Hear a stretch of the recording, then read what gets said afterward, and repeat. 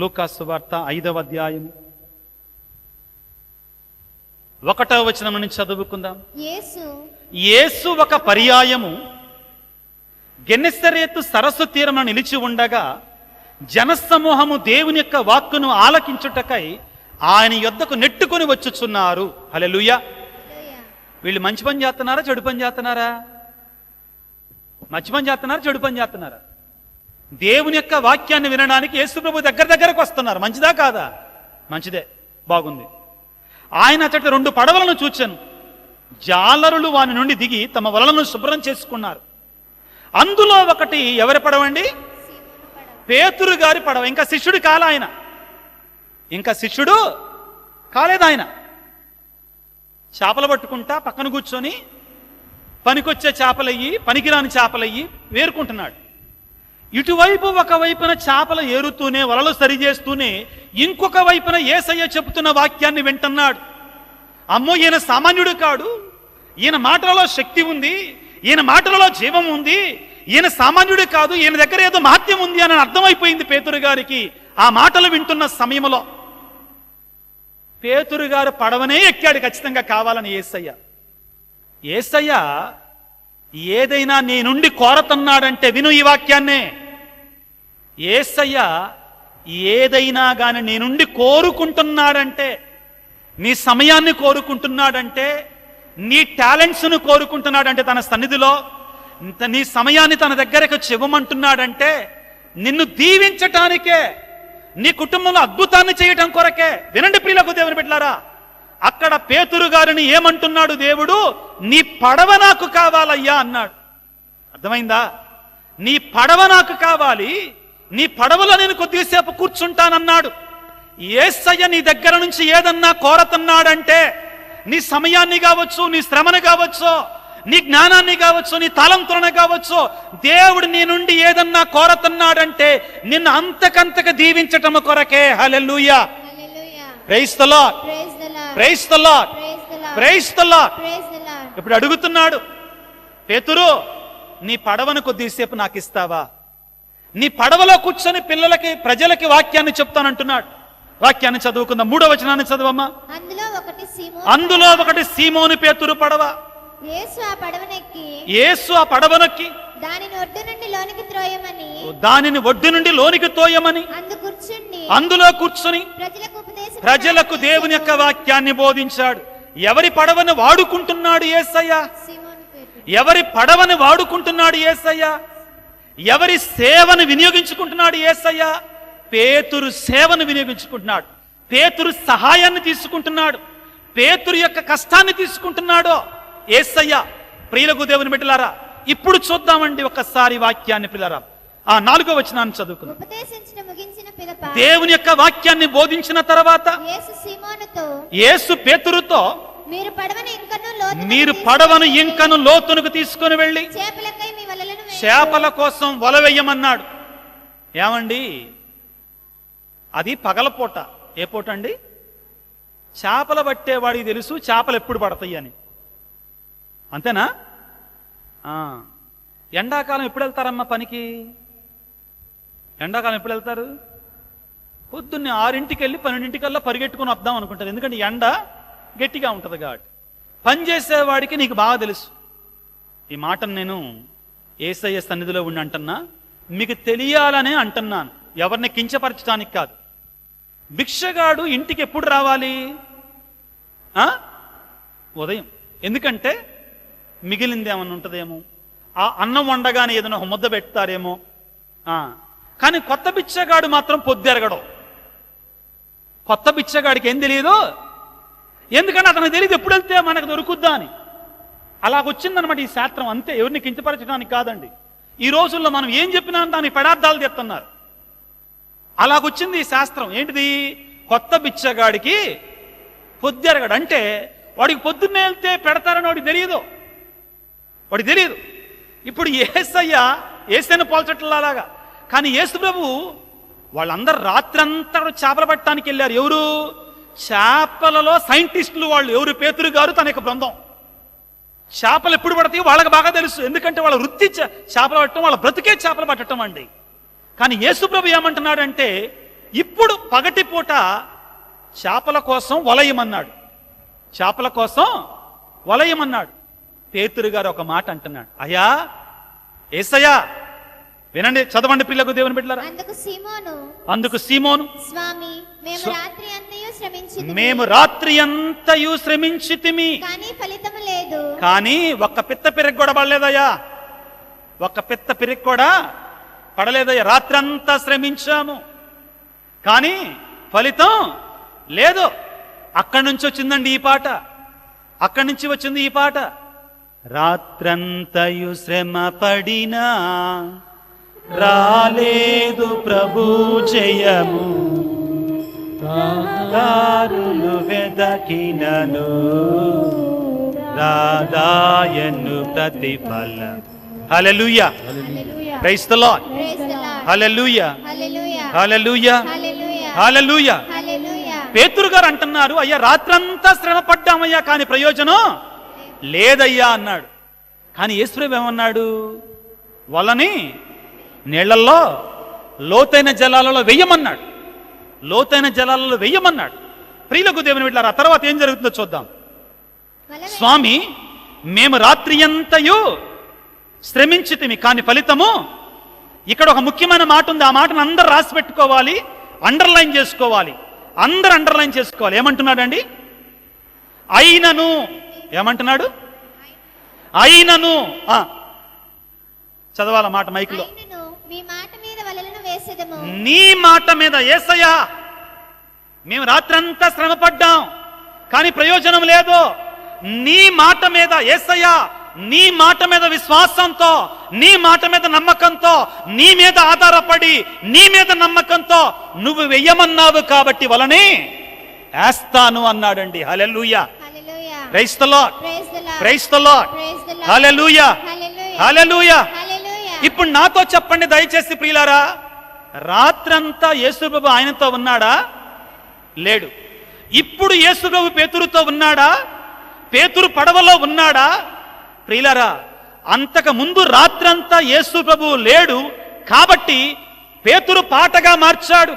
రాత్రంతయు శ్రమ పడినా రాలేదు ప్రభు జయము, రహదారులు వెదకినను రాదాయను ప్రభు జనము. ప్రియులకు దేవుని బిడ్డలారా, రాత్రంతా శ్రమ పడ్డాడు, ప్రయోజనం లేదు, ప్రయోజనం లేదు.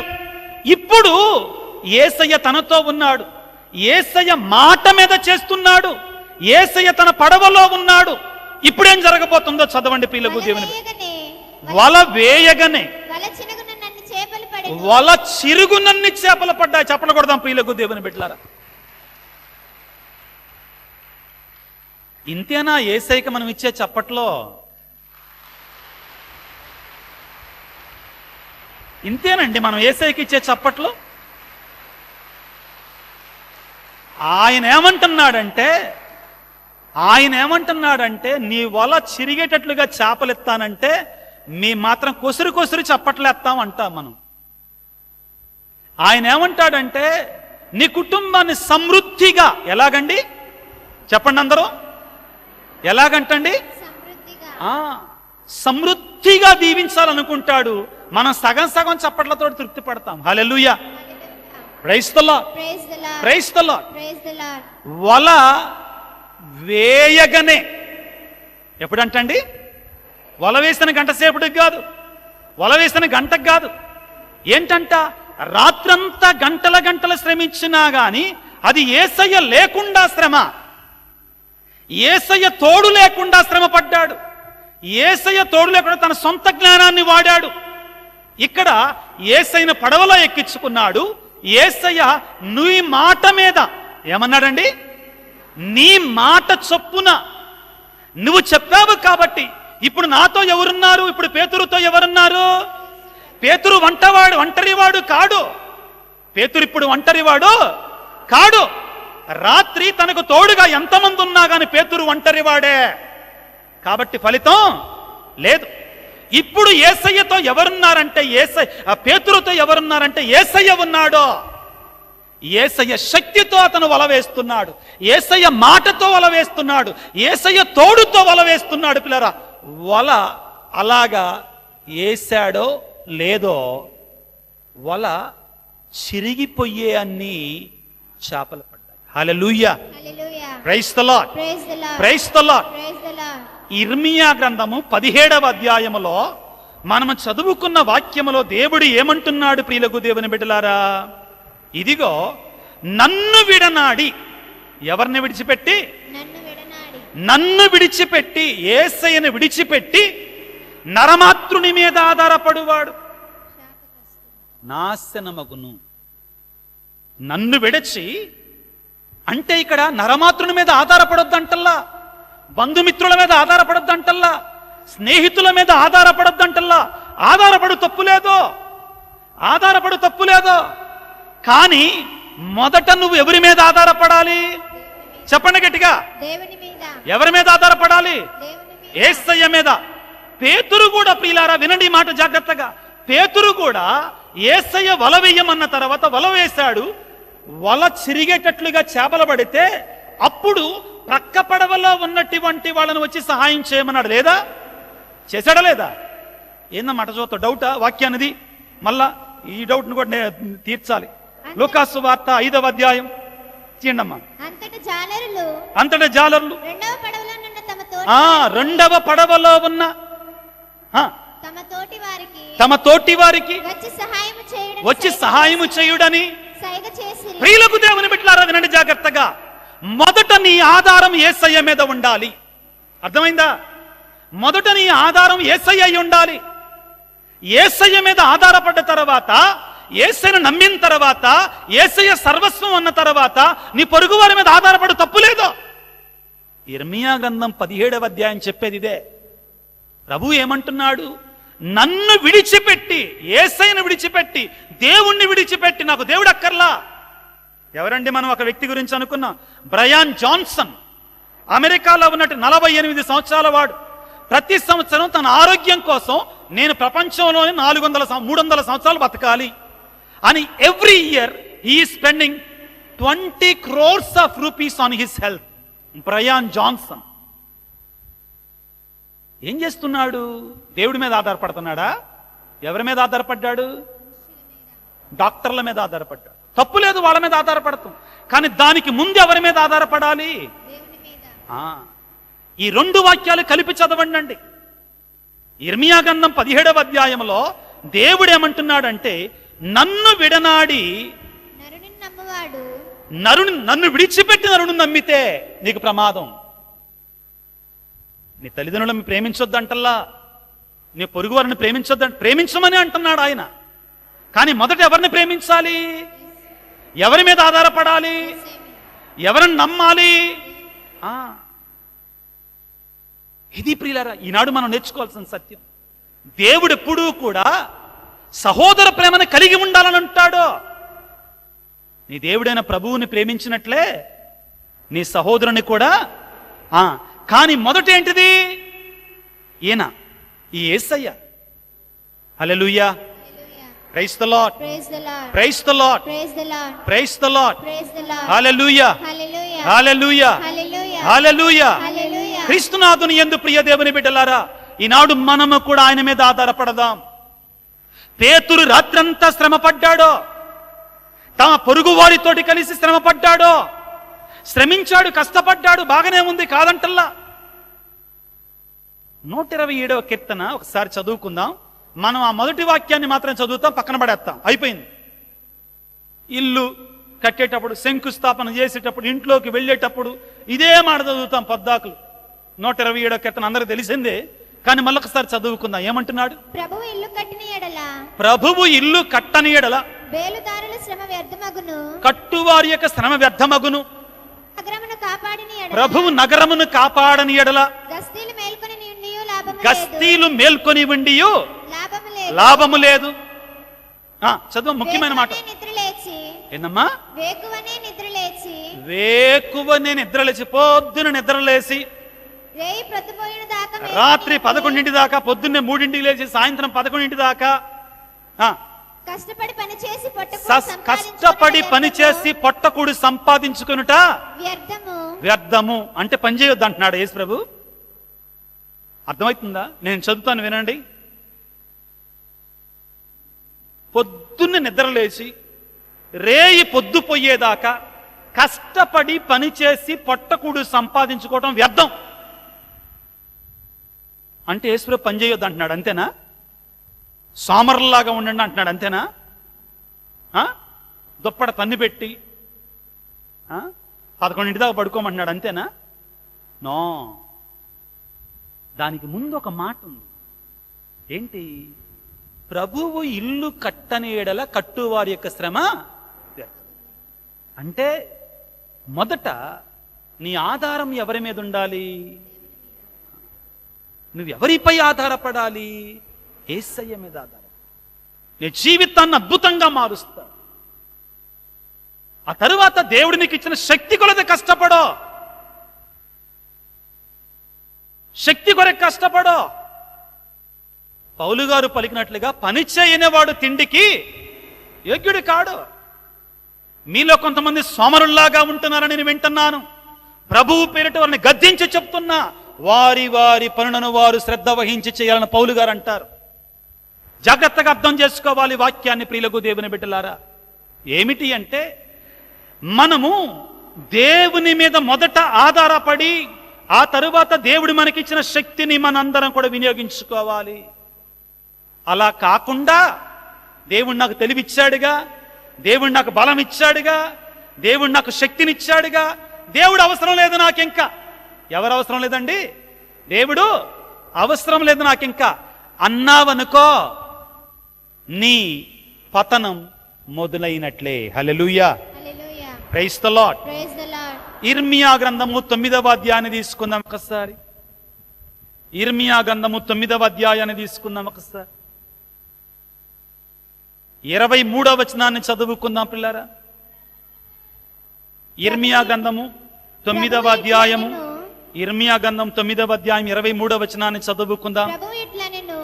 ప్రభువు ఇట్లు పలుకుచున్నాడు బిడ్డలారా మనందరితోటి, జ్ఞానులు తమ జ్ఞానమును గూర్చి గాని, శూరులు తమ శౌర్యమును గూర్చి గాని, శూరులు తమ శౌర్యమును గూర్చి గాని, ధనికులు తమ సంపదలను గూర్చి గాని, ధనికులు తమ సంపదలను గూర్చి గాని గొప్పలు చెప్పకుందురుగాక.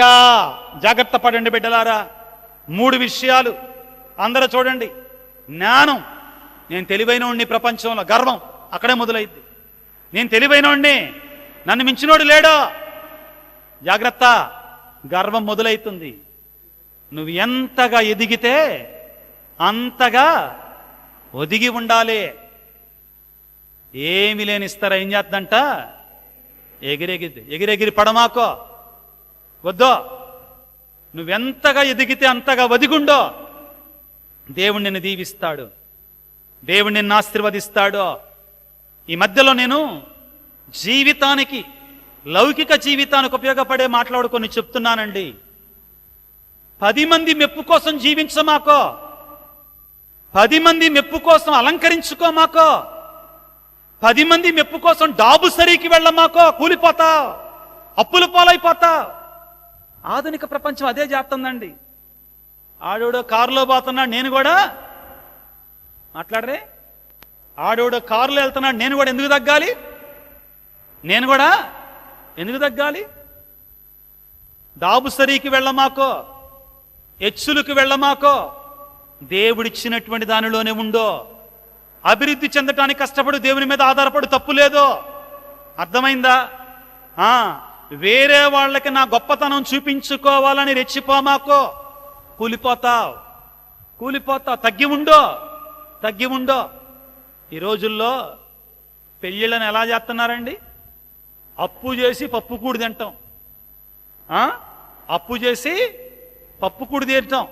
అంతా అయిపోయిన తర్వాత జీవితం అంతా అప్పులు కట్టుకుంటూ కూర్చోవటమే. ఇంకా జీవితం అంతా అప్పులే కట్టుకుంటూ కూర్చుంటున్నారండి. వద్దు. నీవు దేవుడు నీకు ఇచ్చిన జ్ఞానాన్ని బట్టి ఎదగడానికి దేవుని మీద ఆధారపడి జీవించు, తప్పులేదు. హల్లెలూయా, హల్లెలూయా, హల్లెలూయా. అలాగనేసి అనవసరమైనటువంటి అతికి వెళ్ళమాకు. దేవుడు ఏమంటున్నాడంటే, జ్ఞానులు తమకిచ్చిన జ్ఞానాన్ని బట్టి గర్వంతో ఉండకూడదు, తగ్గింపు కలిగి ఉండాలి. రెండవది ఏంటండి? శూరులు ఎవరు? 6 ప్యాక్లు ఎన్ని ప్యాకులండి తెలుసా? తెలీదా? 6 ప్యాకులు. వీడు బట్టలు లేనోళ్ళలాగా పేదోళ్ళలాగా తీసేసి మరీ బయటకు వస్తాడు. ఎందుకో 6 ప్యాకులు చూపించుకోవాలి. వీడు సూర్యుడు, నేను సూర్యుడిని అని చూపించుకోవాలి, నేను బలవంతుడిని అని చూపించుకోవాలి.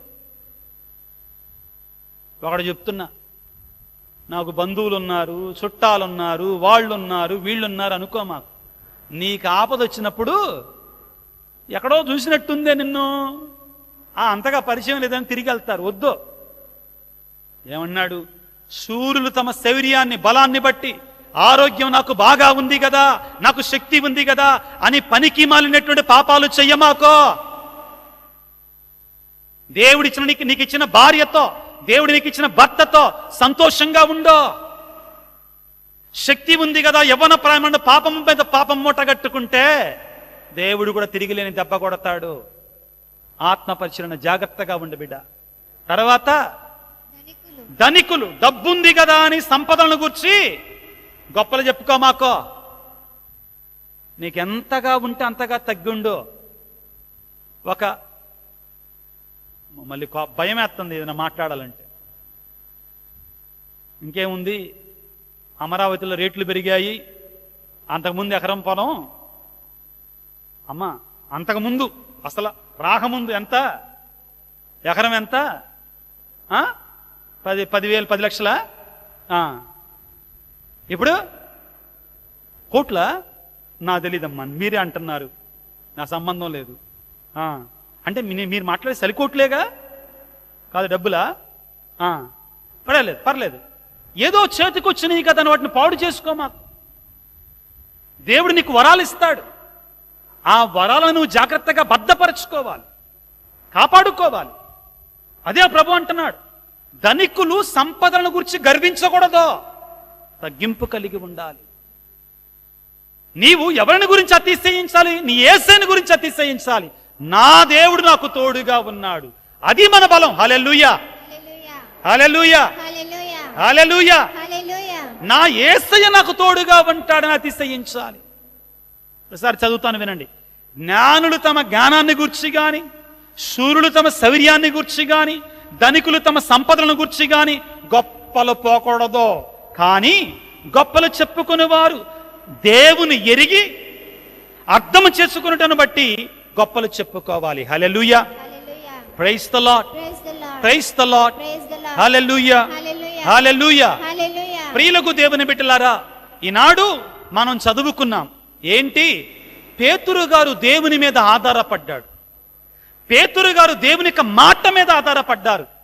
పేతురు గారు దేవుడి వలవేయమంటే యేసుని తన పడవలో ఉంచుకొని వలవేశాడు. అద్భుతం జరిగింది, ఆశ్చర్యకార్యం జరిగింది. ప్రియులకు దేవుని బిడ్డలారా, ఇప్పటి వరకు నువ్వు కూడా ప్రయత్నం చేసి ఉంటావు. నీ జీవితంలో నెరవేరినటువంటి కార్యం ఏదో ఒకటి ఉంటది. అది గర్భఫలము కావచ్చుగాక, పంటల గురించి కావచ్చుగాక, వ్యాపారం గురించి కావచ్చుగాక, నీ బిడ్డల గురించి కావచ్చుగాక, నీ ఆరోగ్యాన్ని గురించి కావచ్చుగాక. నువ్వు కూడా ఇప్పటి వరకు పేతురులాగా ఒంటరిగా కష్టపడి ఉన్నావా? ఈ రోజున యేసయ్య అంటున్నాడు దివ్య మందస్థములో నుంచి, బిడ్డా నేనిప్పుడు నీ పడవలోనికి వచ్చాను, నేనిప్పుడు నీ సన్నిధికి వచ్చాను, రా ఇప్పుడు ఇద్దరము కలిసి చేద్దాం కార్యాన్ని అంటున్నాడు. నేను నీకు తోడుగా ఉంటానంటున్నాడు, నేను దీవిస్తానంటున్నాడు, నేను లేవనెత్తుతానంటున్నాడు. ప్రియ దేవుని బిడ్డలారా, అందరం ఒక్కసారి మోకరించుదామా? ప్రియులకు దేవుని బిడ్డలారా, ఆ త్రోవ ప్రక్కన ఉన్నటువంటి గుడ్డివాడు అప్పటి వరకు యేసయ్యను కలవలేదో, తన జీవితంలో యేసయ్యను కలవలేదో. ఇదిగో చివరిగా యేసయ్యను కలిచేటువంటి అవకాశం దొరికింది అతనికి. యేసయ్య దగ్గరికి వచ్చాడు. తన దగ్గరికి రాగానే ఏమంటున్నాడో, దావీదు కుమారా యేసయ్యా నన్ను కనికరించయ్యా అని కేకలు పెడుతున్నాడు. ఎందుకని? అతనికి తెలుసండి, తన జీవితంలో అప్పటి వరకు యేసయ్య లేడో, కాబట్టి అతను గుడ్డివాడిగా ఉన్నాడో, త్రోవ ప్రక్కన పడి ఉన్నాడో, భిక్షగాడిగా ఉన్నాడో. ఇప్పుడు యేసయ్య తన దగ్గరికి వచ్చాడు, అతడు యేసయ్య సన్నిధిలో ఉన్నాడు. కాబట్టి ఈ అవకాశాన్ని నేను వదులుకోను, ఈ అవకాశాన్ని నేను విడిచిపెట్టను అన్నాడు. రక్తస్రావ రోగి ప్రియులారా, అప్పటి వరకు తనకున్న ధనాన్నంతటిని వెచ్చించింది. రక్తస్రావ రోగి ప్రియులారా, అప్పటి వరకు తనకున్నటువంటి వైద్యులందరి దగ్గరికి వెళ్ళింది. ఆ జబ్బు నయమయ్యేదానికి బదులుగా జబ్బు పెరిగిందండి. పెచ్చు పెరిగిందని వాక్యాన్ని చదువుకుంటాం. ఎందుకని? అప్పటి వరకు యేసయ్య ఆమె దగ్గర లేడు, అప్పటి వరకు యేసయ్య ఆమె జీవితంలో లేడు. కానీ ఒక్కసారి యేసయ్య ఆమె జీవితంలోకి వచ్చిన తర్వాత ఆయన అంగీ అంచును తాకితే చాలు అనుకుంది, తాకింది, అద్భుతం పొందుకుంది. ప్రియ బిడ్డ, నేను ఇప్పుడు చెప్పాను కదా, నువ్వు గర్భఫలాన్ని గురించా యేసయ్య లేకుండా అడిగావా? ఎంతో మంది డాక్టర్లను కలిసావా? ప్రియ దేవుని బిడ్డ, ఇప్పుడు యేసయ్య సన్నిధిలో ఉన్నావు. ఈ పరిశుద్ధమైన పవిత్రమైన సంతానమాత మహోత్సవం పుణ్యక్షేత్రంలో నువ్వు ఉన్నావు, ఆయన సన్నిధిలో ఉన్నావు. నీ పిల్లల బాగు గురించా, నీ అప్పుల గురించా, నీ ఆర్థిక ఇబ్బందుల గురించా, నీ జీవితంలో ఆత్మీయ విశ్వాసం గురించా, నీ భర్తల మారు మనసు కోసమా, నీ భార్యల మారు మనసు కోసమా, నీ పిల్లల చదువుల గురించా, నీది ఏదైనా కావచ్చు గాక, నీవు చేసే ప్రతి కార్యాన్ని యేసయ్యతో కలిసి చెయ్యి. ఆయన నీ జీవితంలో అద్భుతాన్ని చేస్తాడు. ఏమంటాడండి?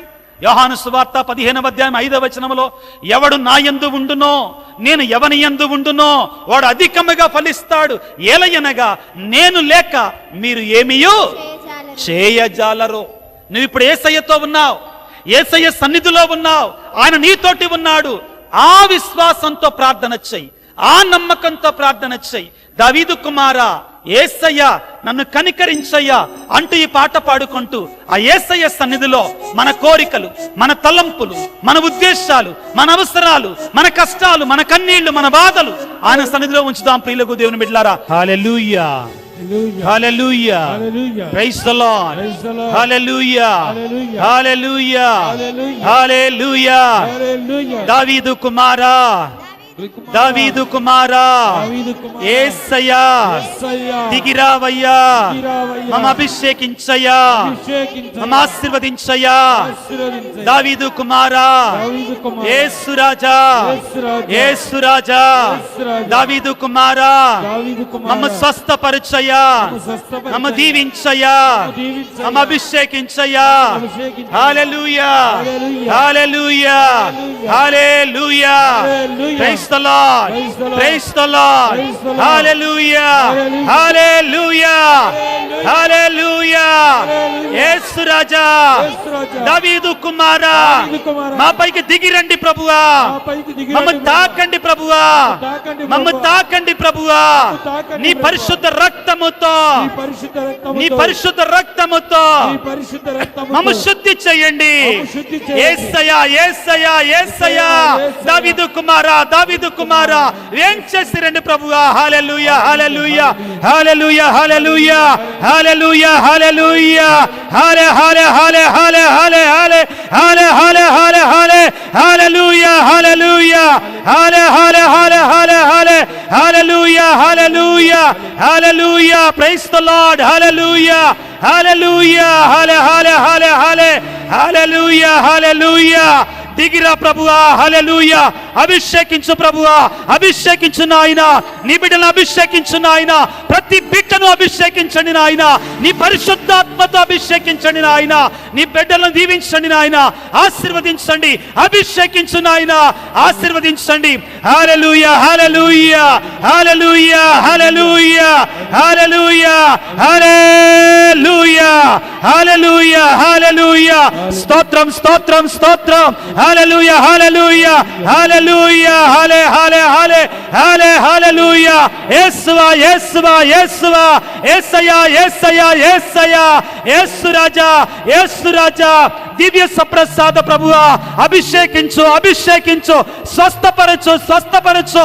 నీ బిడ్డను దీవించు నాయన, నీ బిడ్డను ఆశీర్వదించు నాయన, నీ బిడ్డ అభిషేకించు నాయన. హల్లెలూయా, హల్లెలూయా, హల్లెలూయా, హల్లెలూయా, హల్లెలూయా, హల్లే హల్లే హల్లే హల్లే హల్లెలూయా, హల్లెలూయా, హల్లెలూయా, హల్లెలూయా, హల్లెలూయా. దయచేసి అందరూ చేతులు జోడించండి బిడ్డలారా, అందరూ చేతులు జోడించి భక్తితో నీ హృదయములో ఉన్నా, నీ కుటుంబములో ఉన్నా, నీ జీవితములో ఉన్న బాధ, కష్టం, అవసరం యేసయ్యతో మాట్లాడు. యేసయ్యకు చెప్పు, ఇది పరిశుద్ధమైన సమయం.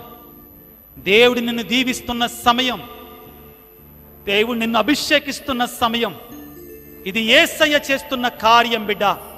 విశ్వాసముతో అడుగో, విశ్వసించుట నీ వలనైతే విశ్వసించువానికి సమస్తము సాధ్యమే. నీ కన్నీరు ఏంటి? నీ వేదన ఏంటి? నీ బాధ ఏంటి? మాట్లాడు యేసయ్యతోటే, చెప్పు యేసయ్యకే. ఇదిగో అడుగుడి మీకు ఇస్తానంటున్న యేసయ్య నీ ప్రార్థన వింటున్నాడు బిడ్డ. నీ ప్రార్థన ఆలకించేవాడై ఉన్నాడు. ఆయన చెయ్యి కొరచపడింది కాదు. ఇప్పుడే ఈ క్షణములోనే యేసయ్యను దీవిస్తున్నాడు. నువ్వు అడిగితే ఆయన నీకు ఇస్తాడో. అడుగు, నీకేం కావాలో అడుగో. ప్రార్థన చేయి, కన్నీటితో అడుగో, వేడుకో. యేసయ్యను దీవిస్తున్నాడు, యేసయ్యను ఆశీర్వదిస్తున్నాడు, యేసయ్యను అభిషేకిస్తున్నాడు బిడ్డ. నీ ప్రార్థన నీకు నెరవేరుస్తున్నాడు. చేతులు జోడించు, భక్తితో ప్రార్థన చేయి. సర్వశక్తిమంతుడా, సర్వోన్నతుడా, ఓ మహా గొప్ప తండ్రి, నీకు స్తోత్రాలయ్యా. ఈ మధ్యాహ్నకాల సమయములో నీ సన్నిధిలోనికి మమ్మల్ని పిలుచుకున్న దేవా, మీకు స్తోత్రాలు. ఓ యేసు రాజా, నీ సన్నిధిలో ఉన్న బిడ్డలను దీవించండి ప్రభువా. నీ సన్నిధిలో ఉన్న బిడ్డలను ఆశీర్వదించండి నాయన. అలనాడు పేతురు గారు అంటున్నారయ్యా, యోహాను సువార్త 6వ అధ్యాయం 68వ వచనములో, యేసయ్యా, ఓ యేసు రాజా, మేము ఎవరి వద్దకు పోయేదమయ్యా? నీ వద్ద కలవు నిత్య జీవపు మాటలయ్యా. ఇదిగో ప్రభువా, నీ బిడ్డలు వేదనతో, కష్టముతో, కన్నీటితో యేసయ్యా నీ సన్నిధికి వచ్చారు. దీవించండి ప్రభువా, ఆశీర్వదించండి నాయన, అభిషేకించండి ప్రభువా. ఏ ఒక్క బిడ్డను కూడా వట్టి చేతులతో పంపే దేవుడవు కాదు నీవయ్యా. నీ బిడ్డల కన్నీటిని తుడిచేవాడవు నీవు. నీ బిడ్డలకి కన్నీటిని నాట్యముగా మార్చేవాడవు నీవు. నీ బిడ్డలకి జీవితంలో బూడిదను పూలదండగా మార్చేవాడవు నీవు. వేదనను సంతోషముగా మార్చే దేవుడవు నీవు. ప్రతి బిడ్డను అభిషేకించు ప్రభువా, ప్రతి బిడ్డను ఆశీర్వదించు నాయన. నీ యొక్క దీవెనలతో వారిని నింపమని, నీ యొక్క ఆశీర్వాదాలతో వారిని నింపమని. అమ్మా తల్లి మరియమాత, సంతానమాత, నీ బిడ్డల కొరకే ప్రార్థన చెయ్యమని మనాదుడైనట్టు మహాపరిశుద్ధ దివ్య సప్రసాద ప్రభు అతి పరిశుద్ధ నామములు అడిగి వేడుకొనుచున్నాము తండ్రి. హల్లెలూయా, హల్లెలూయా, హల్లెలూయా. అందరం గట్టిగా చప్పట్లు కొడదాం దేవునికి సంతోషంగా. పిల్లరా, గట్టిగా చప్పట్లు కొడదాం సంతోషంగా దేవాది దేవునికి. ఇంకా గట్టిగా, ఇంకా గట్టిగా, ఇంకా గట్టిగా. నీవు దేవుని నామములో ఉన్నావు, దేవుని సన్నిధిలో ఉన్నావు. నీవు దేవుని స్తుతిస్తే నీ చప్పట్ల ద్వారా దేవునిని దీవిస్తాడు, ఆశీర్వదిస్తాడు, అభిషేకిస్తాడు, అనుగ్రహిస్తాడు. ఆమేన్, ఆమేన్, ఆమేన్.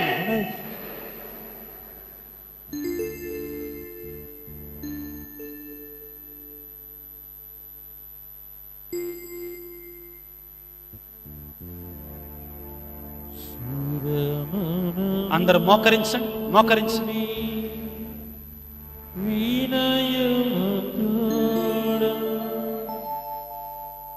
నీ మహాద్భుత పరవాహినికి శిరమనవాంచుడి వినయము తోడా నూతన ఆరాధన ప్రచులింప గుప్తము నిండు ఆత్మపదం పంచేంద్రియము గ్రహించగగు విశ్వాసమిగ దైవ రహస్యం వీరమనవాంచుడి వినయము తోడ పరమ పితామ పాలక జయము జయము రక్షక యేసువనకు పరమ పవిత్ర స్పిరితు సాంక్టు యుగ యుగములకు ముక్తి కలుగు వీరమనవాంచుడి వినయము కూడా.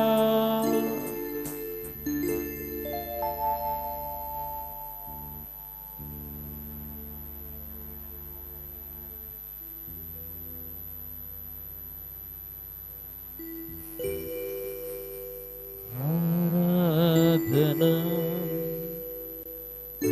ఆరాధన యేసయ్య ఆరాధన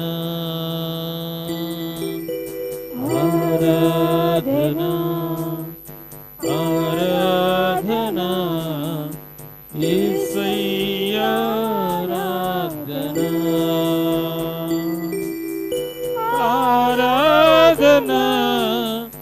ఆరాధన మెస్సియా ఆరాధన